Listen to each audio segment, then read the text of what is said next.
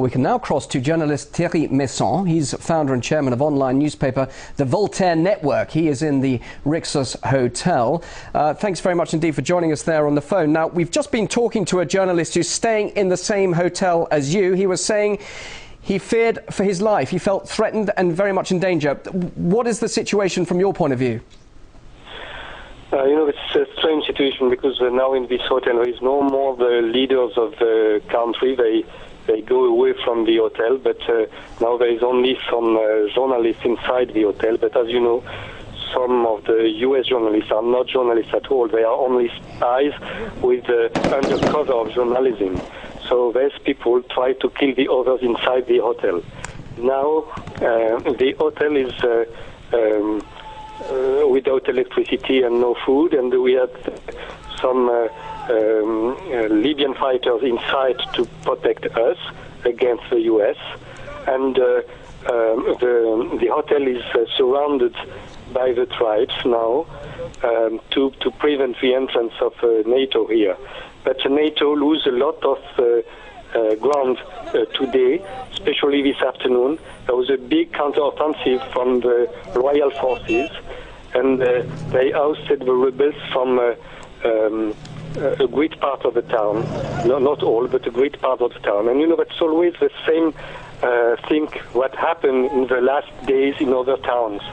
It means that during the night, the NATO is bombing the places, and they arrive after that with Apache helicopters or very heavy helicopters to shoot everybody in the street. And after that, only after that, the so-called rebels enter in the streets.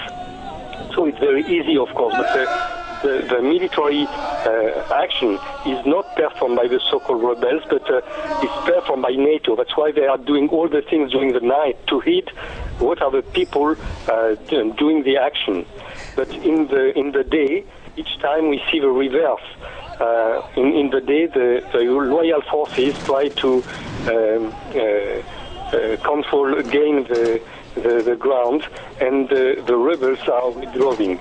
Let me just quickly ask you. It's you, the journalists, who are providing us with the first-hand accounts and the news of what's happening there in Tripoli. You say you're under threat, and you're talking about spies being there in the hotel. Are they, just to make it clear, representing Gaddafi's loyalists, or are you concerned about NTC rebels infiltrating the hotel and being there? No, I'm saying to you that some of so-called journalists inside are US agents undercover. And what are you saying to them then? I mean, clearly if they're in the same hotel as you, are you asking them what they're doing there and trying to identify who they are and what their mission is as such? Everybody knows everybody in this story. This is very strange. And now the hotel is cut in two different parts. So why do you, if they're American CIA agents, why do you feel threatened then?